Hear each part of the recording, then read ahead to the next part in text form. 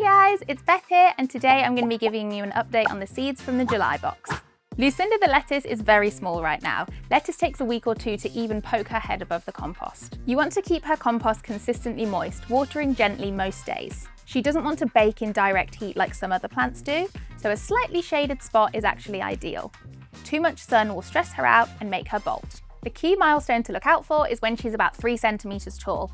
At that point, you want to thin her out so that she's not competing with the other plants. Just leave the 3 strongest plants in the pot. It always feels wrong to do this, but that means that those 3 final plants will have all of the space and the nutrients and the light to share. And that means that you'll get fuller plants as a result. When you're pulling the smaller plants out, try and keep the roots intact if you can. That way you can replant them in another pot and have a second batch of lettuce on the go. Cliff the carrot is also very small. He's a slow grower above ground because most of what's going on is happening underneath.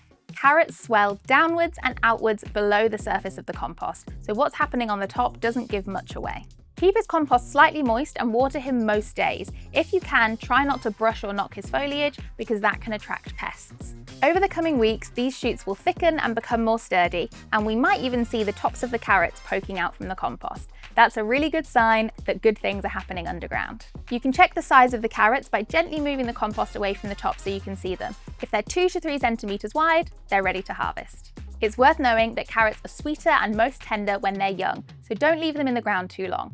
And hold on to your carrot tops because they make a great homemade pesto.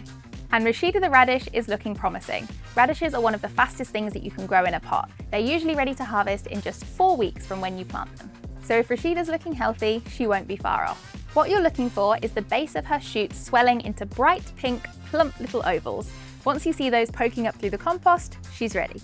To harvest, gently hold her green tops and twist. You'll feel the roots snap underground and you'll be able to pull her straight out. My radish leaves have been nibbled a bit, but what's going on underground should be unaffected. The leaves convert the sun's energy into growth for the plant, so even with a few holes, it'll still be able to keep doing that. A couple of things to bear in mind. Try and water her consistently and in small amounts. Little and often is perfect.